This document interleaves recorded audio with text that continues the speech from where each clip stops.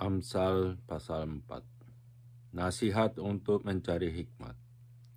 Dengarkanlah hai anak-anak, didikan seorang ayah, dan perhatikanlah supaya engkau beroleh pengertian. Karena aku memberikan ilmu yang baik kepadamu, janganlah meninggalkan petunjukku. Karena ketika aku masih tinggal di rumah ayahku sebagai anak, lemah dan sebagai anak tunggal bagi ibuku, aku diajari ayahku, katanya kepadaku, biarlah hatimu memegang perkataanku, berpeganglah pada petunjuk-petunjukku, maka engkau akan hidup. Perolehlah hikmat, perolehlah pengertian. Jangan lupa dan jangan menyimpang dari perkataan mulutku. Janganlah meninggalkan hikmat itu, maka engkau akan dipeliharanya. Kasihilah dia, maka engkau akan dijaganya. Permulaan hikmat ialah perolehlah hikmat, dan dengan segala yang kau perolehlah pengertian. Junjungilah dia, maka engkau akan ditinggikannya. Engkau akan dijadikan terhormat apabila engkau memeluknya. Ia akan mengenakan karangan bunga yang indah di kepalamu. Mahkota yang indah akan dikaruniakannya kepadamu. Hai anakku, dengarkanlah dan terimalah perkataanku, supaya tahun hidupmu menjadi banyak. Aku mengajarkan jalan hikmat kepadamu. Aku memimpin engkau di jalan yang lurus. Bila engkau berjalan, langkahmu tidak akan terhambat. Bila engkau berlari, engkau tidak akan tersandung. Berpeganglah pada didikan, janganlah melepaskannya. Peliharalah dia, karena dialah hidupmu. Janganlah menempuh jalan orang fasik, dan janganlah mengikuti jalan orang jahat. Jauhilah jalan itu, janganlah melaluinya. Menyimpanglah daripadanya dan jalanlah terus. Karena mereka tidak dapat tidur bila tidak berbuat jahat. Kantuk mereka lenyap bila mereka tidak membuat orang tersandung. Karena mereka makan roti kefasikan dan minum anggur kelaliman. Tetapi jalan orang benar itu seperti cahaya fajar, yang kian bertambah terang sampai rembang tengah hari. Jalan orang fasik itu seperti kegelapan. Mereka tidak tahu apa yang menyebabkan mereka tersandung. Hai anakku, perhatikanlah perkataanku. Arahkanlah telingamu kepada ucapanku. Janganlah semuanya itu menjauh dari matamu. Simpanlah itu di lubuk hatimu. Karena itulah yang menjadi kehidupan bagi mereka yang mendapatkannya, dan kesembuhan bagi seluruh tubuh mereka. Jagalah hatimu dengan segala kewaspadaan, karena dari situlah terpancar kehidupan. Buanglah mulut serong daripadamu, dan jauhkanlah bibir yang dolat-dalik daripadamu. Biarlah matamu memandang terus ke depan, dan tatapan matamu tetap ke muka.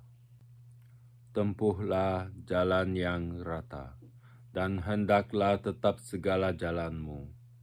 Janganlah menyimpang ke kanan atau ke kiri. Jauhkanlah kakimu dari kejahatan. Pasal 5. Nasihat mengenai persinahan. Hai anakku, perhatikanlah hikmatku. Arahkanlah telingamu kepada kepandaian yang kuajarkan, supaya engkau berpegang pada kebijaksanaan, dan bibirmu memelihara pengetahuan. Karena bibir perempuan jalang menitikkan tetesan madu, dan langit-langit mulutnya lebih licin daripada minyak. Tetapi kemudian ia pahit seperti empedu, dan tajam seperti pedang bermata dua. Kakinya turun menuju maut, langkahnya menuju dunia orang mati. Ia tidak menempuh jalan kehidupan. Jalannya sesat, tanpa diketahuinya. Sebab itu, hai anak-anak, dengarkanlah aku. Janganlah kamu menyimpang daripada perkataan mulutku. Jauhkanlah jalanmu daripada dia, dan janganlah menghampiri pintu rumahnya, supaya engkau jangan menyerahkan keremajaanmu kepada orang lain, dan tahun-tahun umurmu kepada orang kejam, supaya orang lain jangan mengenyangkan diri dengan kekayaanmu, dan hasil susah payahmu jangan masuk ke rumah orang yang tidak dikenal. Dan pada akhirnya engkau akan mengeluh kalau daging dan tubuhmu habis binasa. Lalu engkau akan berkata, mengapa aku benci kepada didikan dan hatiku menolak teguran? Mengapa aku tidak mendengarkan suara guru-guruku dan tidak mengarahkan telingaku kepada pengajar-pengajarku? Aku nyaris terjerumus ke dalam tiap malapetaka, di tengah-tengah jemaah dan perkumpulan. Minumlah air dari kulahmu sendiri. Minumlah air dari sumurmu yang membual. Patutkah mata airmu meluap keluar seperti batang-batang air ke lapangan-lapangan? Biarlah itu menjadi kepunyaanmu sendiri, jangan juga menjadi kepunyaan orang lain. Diberkatilah kiranya sendangmu. Bersukacitalah dengan istri masa mudamu. Rusa yang manis, kijang yang jelita, biarlah buah dadanya selalu memuaskan engkau, dan engkau senantiasa berahi karena cintanya. Hai anakku, mengapa engkau berahi akan perempuan jalang dan mendekap dada perempuan asing? Karena segala jalan orang terbuka di depan mata Tuhan, dan segala langkah orang diawasinya.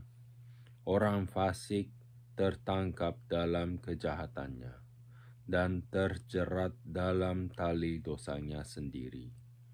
Ia mati karena tidak menerima didikan, dan karena kebodohannya yang besar ia tersesat. Pasal 6. Berbagai-bagai nasihat. Hai anakku, jikalau engkau menjadi penanggung sesamamu dan membuat persetujuan dengan orang lain, jikalau engkau terjerat dalam perkataan mulutmu, tertangkap dalam perkataan mulutmu, buatlah begini, hai anakku, dan lepaskanlah dirimu, karena engkau telah jatuh ke dalam genggaman sesamamu. Pergilah, berlututlah, dan desaklah sesamamu itu. Janganlah membiarkan matamu tidur, dan kelopak matamu mengantuk. Lepaskanlah dirimu seperti kijang daripada tangkapan, seperti burung daripada tangan pemikat. Hai pemalas, pergilah kepada semut, perhatikanlah lakunya, dan jadilah bijak. Biarpun tidak ada pemimpinnya, pengaturnya atau penguasanya. Ia menyediakan rotinya di musim panas dan mengumpulkan makanannya pada waktu panen. Hai pemalas, berapa lama lagi engkau berbaring? Bilakah engkau akan bangun dari tidurmu? Tidur sebentar lagi, mengantuk sebentar lagi, melipat tangan sebentar lagi untuk tinggal berbaring. Maka datanglah kemiskinan kepadamu, seperti seorang menyerbu, dan kekurangan seperti orang yang bersenjata. Tak bergunalah dan jahatlah orang yang hidup dengan mulut serong, yang mengedipkan matanya, yang bermain kaki dan menunjuk-nunjuk dengan jari, yang hatinya mengandung tipu muslihat, yang senantiasa merencanakan kejahatan, dan yang menimbulkan pertengkaran. Itulah sebabnya ditimpa kebinasaan dengan tiba-tiba. Sesaat saja ia meremukkan tanpa dapat dipulihkan lagi. 6 perkara ini yang dibenci Tuhan, bahkan 7 perkara yang menjadi kekejian bagi hatinya. Mata sombong, lidah dusta, tangan yang menumpahkan darah orang yang tidak bersalah, hati yang membuat rencana-rencana yang jahat, kaki yang segera lari menuju kejahatan, seorang saksi dusta yang menyemburkan kebohongan, dan yang menimbulkan pertengkaran saudara. Nasihat tentang perzinahan. Hai anakku, peliharalah perintah ayahmu, dan janganlah menyia-nyiakan ajaran ibumu. Tambatkanlah senantiasa semuanya itu pada hatimu. Kalungkanlah pada lehermu. Jikalau engkau berjalan, engkau akan dipimpinnya. Jikalau engkau berbaring, engkau akan dijaganya. Jikalau engkau bangun, engkau akan disapanya. Karena perintah itu pelita dan ajaran itu cahaya, dan teguran yang mendidik itu jalan kehidupan, yang melindungi engkau terhadap perempuan jahat terhadap kelicikan lidah perempuan asing. Janganlah menginginkan kecantikannya dalam hatimu. Janganlah terpikat oleh bulu matanya. Karena bagi seorang sundal, sepotong rotilah yang penting, tetapi istri orang lain memburu nyawa yang berharga. Dapatkah orang membawa api dalam gelubung baju dengan tidak terbakar pakaiannya? Atau dapatkah orang berjalan di atas bara dengan tidak hangus kakinya? Demikian juga orang yang menghampiri istri sesamanya. Tiada seorang pun yang menjamahnya luput dari hukuman.